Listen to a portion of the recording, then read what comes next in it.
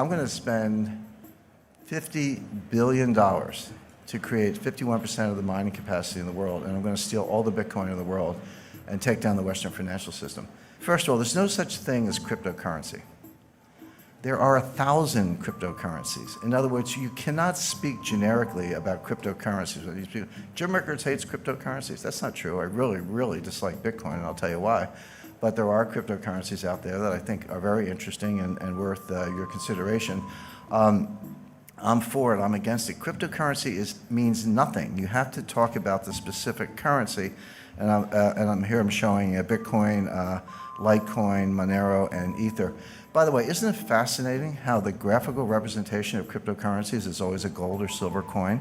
Bitcoin's gold and Litecoin's silver, Monero's both, and Ether is gold. I mean, what are they trying to say? I think that psychologically what they're saying is, well, this is nothing, but if we pretend it's a gold coin, then someone will buy it. But I just find this a little bit of an aside. But no, it's the same thing is true with fiat currencies. You can't be like or dislike fiat currencies generically. Some people do because they just hate central banks. I understand that. But it's a big difference between a Venezuelan bolivar and a euro. Big difference between a Zimbabwe dollar and a U.S. dollar. So in other words, don't talk to me about cryptocurrencies. Tell me what specific one you want to talk about, and that's a more interesting conversation. I think it's really important because this field is so muddied. The conversation is so muddied. People not distinguishing between blockchain and currency, not distinguishing between different types of currencies, et cetera. I think we need to step back, take a deep breath, and be rigorous in our analysis and think about what we're actually talking about. There's no such thing as a blockchain. There are hundreds of blockchains. In other words, every currency, every token, every so-called smart contract, if you're using Ether, has a different blockchain. So there are at least hundreds, perhaps thousands of blockchains, new ones being created every day. So again, don't talk to me about blockchain. Tell me which specific blockchain you're talking about, because they're not all the same, and this is critical. The main difference, there are many differences in this blockchain technology, but the main difference is validation. Because remember, the whole idea of cryptocurrencies and blockchain and the original Bitcoin and what Satoshi Nakamoto came up with is that we're going to have a trustless system. We're not going to trust banks. We're not going to trust clearinghouses. We're not going to trust exchanges. We're not going to trust central banks. We're not going to trust anybody. We're going to have a decentralized system that a community can validate, and we don't have to rely on anybody in particular. That was the original idea. So the question is, what's your method of validation? And that's what distinguishes one blockchain from the other. So I've listed 4 of them here, but there are others. Proof of work, that's what blockchain uses. And you know what the work is? You gotta factor these, 87-digit prime numbers into prime factors. It's a lot of computer crunching, completely clunky, completely inefficient, non-sustainable. I'll talk about that in a second, but that's Bitcoin. There's something else called proof of stake, meaning you actually, this is what Ether is based on, you demonstrate that you have a certain percentage of the processing power, so you step up based on your stake. There's proof of space. Space is storage space on a hard drive, so I get to vote on the blockchain. I get to vote on validating the blockchain because I've decided to devote a certain amount of my hard drive to that process. There's a new coin called Space Mint. And then there's the Byzantine Agreement, or Byzantine Agreement. There's a version of that called the Federated Byzantine Agreement, which I personally think is the best, much more robust to some of the problems we're talking about, and there are others. But the point is, don't talk about blockchain. Say, okay, what's your governance model? What's your validation model, et cetera? And then ask yourself, is that sustainable? Is that robust? Will that resist an attack? Are your cryptocurrencies going to be stolen? These are the questions you have to ask yourself, and there are no generic answers. So I cannot emphasize enough. Coin by coin. I hate to use the word coin, whatever, token by token, blockchain by blockchain. Be rigorous and ask yourself what's sustainable. Now, Bitcoin, Ripple, and Ether, and some of these other cryptocurrencies, not all of them, but the best known are going to fail.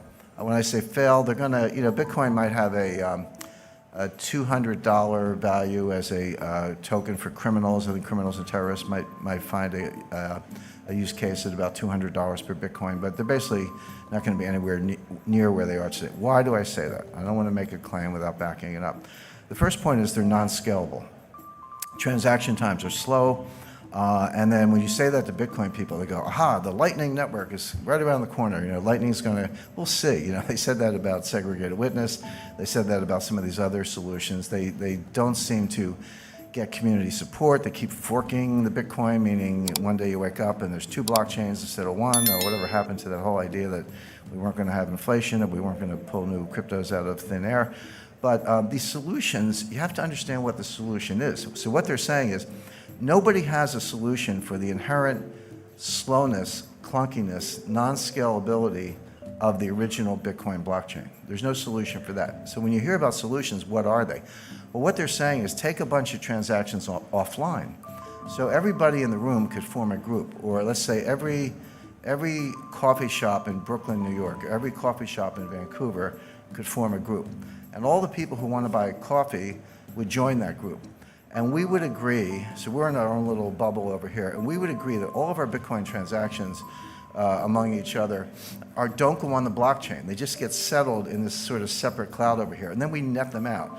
So, you know, I pay you 5 Bitcoin, and you pay the person next to you 4, and he pays the lady in the back of the room 10, and she pays me 7, and we net it out, and then periodically, and it could be daily, weekly, monthly, or whatever, we net all this stuff out, and then we take that net and we put that on the blockchain, so that the amount of transactions that have to go on the blockchain is greatly reduced. That's true.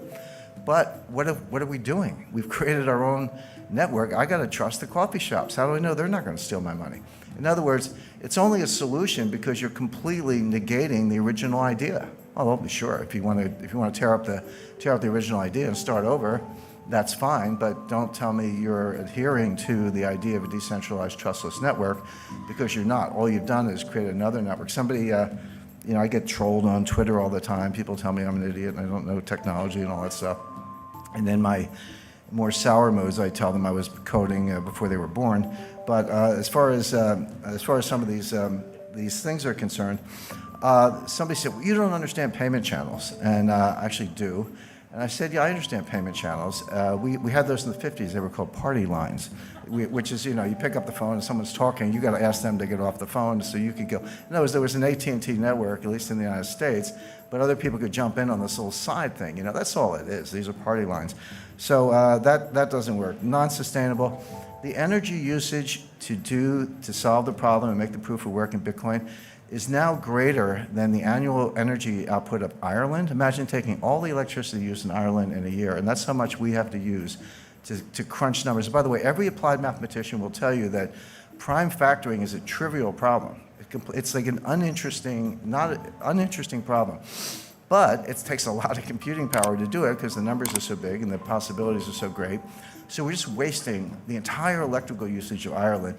In a few years, it's going to be the entire electrical usage of Japan. Who in this room thinks that governments are going to allow Bitcoin miners to use as much electricity in a year as the entire country of Japan, the 3rd largest economy in the world? That's not going to happen. You know it's not going to happen. It's not very green. It's completely wasteful. In other words, it can't happen. So that's why I say it's non-sustainable. It's going to hit a wall. Non-regulated, you know, I don't have to remind you of all the frauds, new ones popping up every day. It's not just exchanges. Exchanges are, how do exchanges work? You know, I want to go to a Bitcoin exchange. Well, you got to go in, you got to open an account, just like Merrill Lynch or Charles Schwab, right? So, you know, or Toronto Dominion. So you go, you give me your name, your address, your social security number, your bank wire information, give them all that information, and then send them dollars. And they say, okay, you got some Bitcoin, here's your confirmation. Really? How do I know you didn't just take my dollars and send me a phony baloney confirmation? How do I know you're not, you know, a Ponzi? You're using new money to pay off the old money. How do I know you're not Bernie Madoff in, you know, with a computer engineering degree? How do I know you're not a bucket shop? How do I know any of those things? The answer is you don't. So good luck with that. Not to mention Bitcoin whales. They estimate there are 1,000 people who control 40% of the Bitcoin. Now you got millennials buying, you know, 1/100th of a Bitcoin for, you know, $10 or whatever the math is. $100. But you got these, I call them the whales, these 1,000 people who have 40% of all the Bitcoin. You don't think they have a big vested interest in keeping the price up? And you don't think they wash trade, do wash sales? So A sells to B for 10,000, B sells back for 11,000, A sells back for 12,000, B sells back for 13,000. This is called painting the tape. It's the oldest trick in the book. And there's no profit and loss because we're selling the same Bitcoin back and forth. But what we are doing is creating a ticker that gets the millennials, I shouldn't pick up millennials, the 3 millennial children, but gets people all over the world, maybe a garage mechanic in South Korea took out a home equity loan or hocked his inventory, put his entire life savings into Bitcoin and has now been wiped out and is desperate and suicidal. That's what's going on. It's basically rich people stealing from the poor. Not a good business model in my view. And then finally, there's no use case other than criminals, terrorists, or tax evaders. Why is Bitcoin better than Visa unless you're a criminal? Now, if you're a criminal, I get it. If you're buying child pornography, you want to use the dark web and use some cryptos and all that. And if you try doing that with Visa, you'll probably get a call from the FBI. So I understand why it's good for criminals. But if you're not a criminal, if you're not a tax evader, if you're not buying child pornography, if you're not an arms dealer, if you're not a terrorist, then why is Bitcoin better than Visa? There's really no use case for it other than crime. And then it's non-elastic. And this is important because there's a finite number of Bitcoins, 21 million Bitcoin. They're getting closer to that level every day. And everyone's like, this is a good thing because, the problem with central banks is they print all this money and we're going to have inflation. By the way, we haven't had any inflation for the last 8 years. Separate issue. I'll come to that if we don't run out of time. But, we hate central banks. They print too much money, blah, blah, blah. So we're going to cap the number of Bitcoin. But money supply has to be elastic. It can't be too elastic. The problem with central bank money is that it's too elastic. The reason, by the way, gold is such a good form of money is that it grows slowly. It grows at about the tempo of world growth. It grows at about the tempo of population growth. Not exactly, but close enough that it's the best form of money anyone's ever discovered.